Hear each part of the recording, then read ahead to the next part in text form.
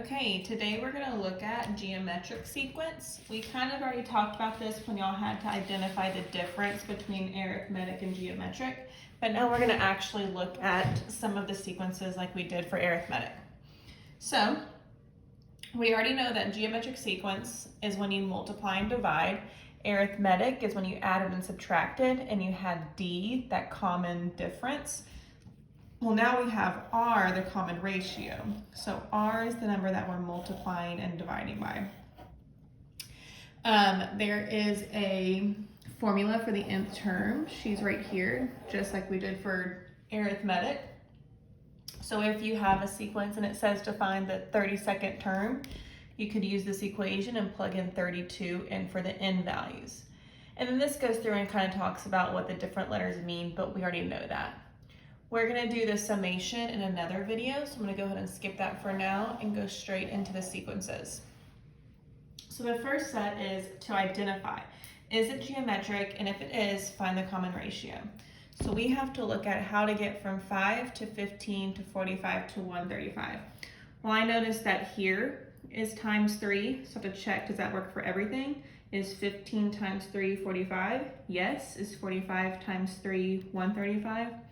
Yes, so yes, this is geometric, and the common ratio R is 3 because they're multiplying by 3.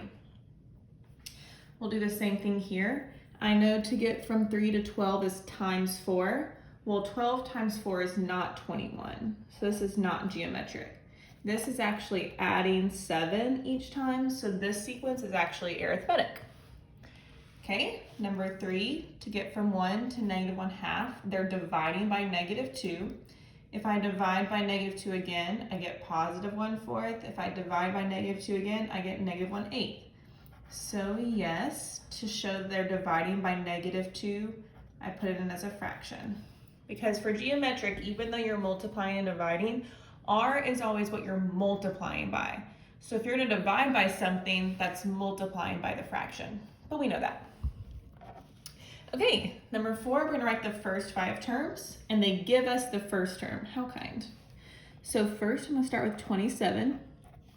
And then if R is 1/3, that means I'm dividing by 3 each time. So 27 divided by 3, 9 divided by 3, 3 divided by 3, and 1 divided by 3. And there's your first 5 terms. Let's do it again here. Start with -5.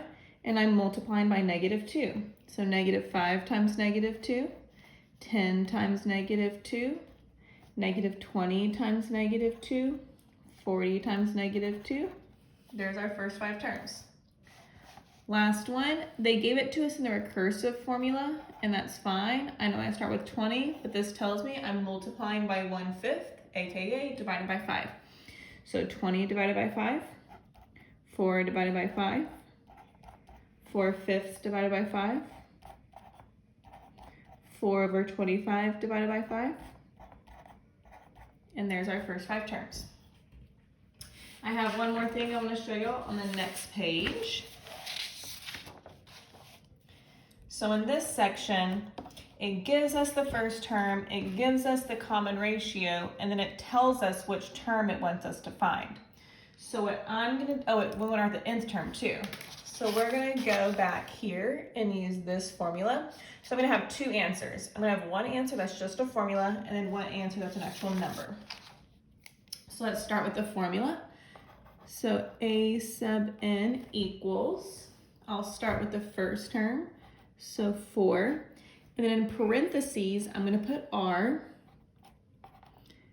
And then the exponent is n minus 1. I put R in parentheses so I know exactly which one of these terms the n minus 1 goes on. Now I noticed in y'all's quiz from last week, a lot of y'all were writing this equation, like if it just asked for the nth equation, some of y'all were already plugging in this 10. You don't do that if it asks for the nth term. If it wants it in terms of n, you leave the n. So here's our first answer. Now we're going to find the indicated term. So now I'm going to find A sub n. So I'm going to put the 10 there. And then I can plug in the 10. But this isn't my answer. I'm going to type this in my calculator to get the answer of 1 over 128. So that is the 10th term of the sequence. Let's try again on number 7. This one's a little weird because of the square root, but it's okay because we're just typing in our calculator. So first I'm going to write the nth term. So 1 root 3, and I'm going to leave it as n minus 1. Now because this is a 1, you didn't have to write it, but we'll leave it there just as like a placeholder so we know what we're doing. Now I'm going to find a sub 8. I want to find the 8th term in this sequence. So instead of n, I'm going to write 8, and I'm going to type this in my calculator. My calculator told me 46.77. So that's the 8th term in this sequence. Okay, we're going to do the same thing on 8 and 9, but this time it doesn't care about this nth equation. It just wants us to find the term that they're asking for. Now you have a couple different ways you could go about this. It gave you the first 3. Since it wants the 9th term, you could just keep writing it out until you get to the 9th one, or you could use this equation. I'm going to use the equation. So I'm looking for a sub 9. The first term is 7. Now we got to figure out r. So it looks like they're multiplying by 3. And then n minus 1, so 9 minus 1. So my 9th term, if I type this in my calculator, is 45927. So there's my answer.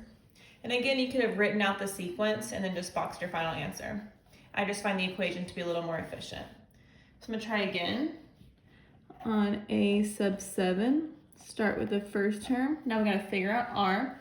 So they are multiplying by, it looks like 12.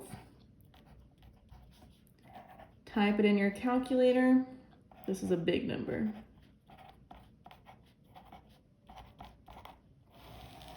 And there we go.